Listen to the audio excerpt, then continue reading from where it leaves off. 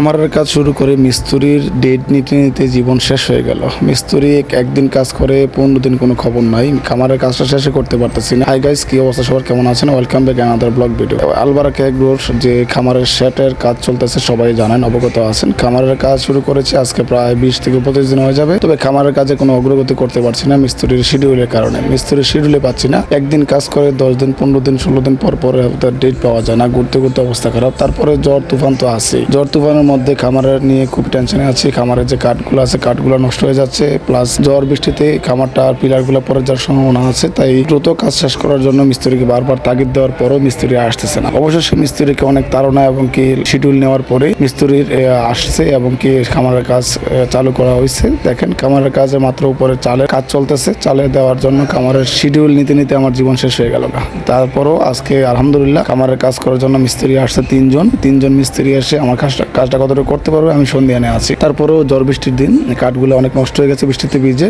একদিন কাঠ লাগে যাওয়ার পরে 15 দিন পরে 16 দিন পরে তারপর মিস্ত্রি আসছে টিন লাগানোর জন্য। তারপরে আস্তে ধীরে কাজটা করতেছে। টিনটি লাগানো হয়েছে অবশেষে আলহামদুলিল্লাহ। তবে তারপরও রাজমিস্ত্রির কাজটা যদি স্টার্ট না করতে পারে তাহলে ঝড় তুফানে খামারটা উড়ে যাওয়ার সম্ভাবনা আছে। সেই টেনশনে অবস্থা খারাপ হয়ে গেছে। যদিও আমি বাড়িতে থাকি না, থাকি ঢাকা শহর। বাড়িতে বাবা আছে, বাবা সবকিছু দেখাশোনা করা পসিবল হচ্ছে না। মিস্ত্রির শিডিউল নিতে নিতে আমার জীবন শেষ। অবশেষে মিস্ত্রির চালটা লাগাই যাওয়ার পরে টেনশন একটু কমলেও আবার টেনশন বৃদ্ধি হয়েছে। কারণ এবার তুফান আসলে ঝড় আসলে খামার উড়ে যাওয়ার সম্ভাবনা আছে। যে কোনো মুহূর্তে খামার উড়ে যেতে পারে। এই দুঃখে আর ঘুম আসতেছে না, কি করবো না করবো।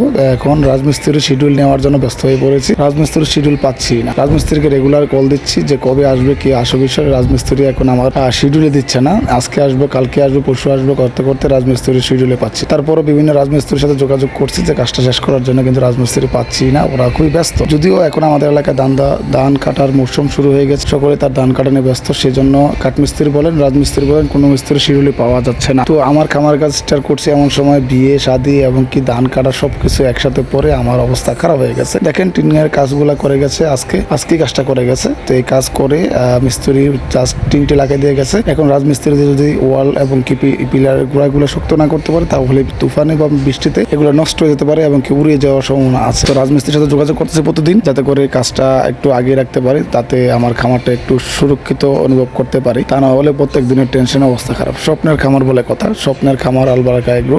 আলবারাকা এগ্রোর খামারের শেড, সেটা আমার জীবনের সবচেয়ে বড় স্বপ্ন, সবচেয়ে বড় একটা ড্রিম। তো এটা বাস্তবায়ন করার জন্য আমি প্রতিনিয়ত চেষ্টা করে যাচ্ছি। আপনারা যারা ভিডিও দেখছেন সকলকে অসংখ্য ধন্যবাদ। যারা ফেসবুকে দেখছেন ফলো করবেন, যারা ইউটিউবে দেখছেন সাবস্ক্রাইব করবেন। আমার স্বপ্ন বাস্তবায়নের সব দিক আমি আপনাদের মাঝে তুলে ধরার চেষ্টা করবো। খামারের শুরু থেকে শেষ পর্যন্ত এবং কি গরু লালন পালন, গাভী কিভাবে কি করলাম সবকিছু আপনাদের এই চ্যানেলের মাধ্যমে, পেজের মাধ্যমে তুলে ধরার চেষ্টা করবো। দেখতে থাকেন সবাই।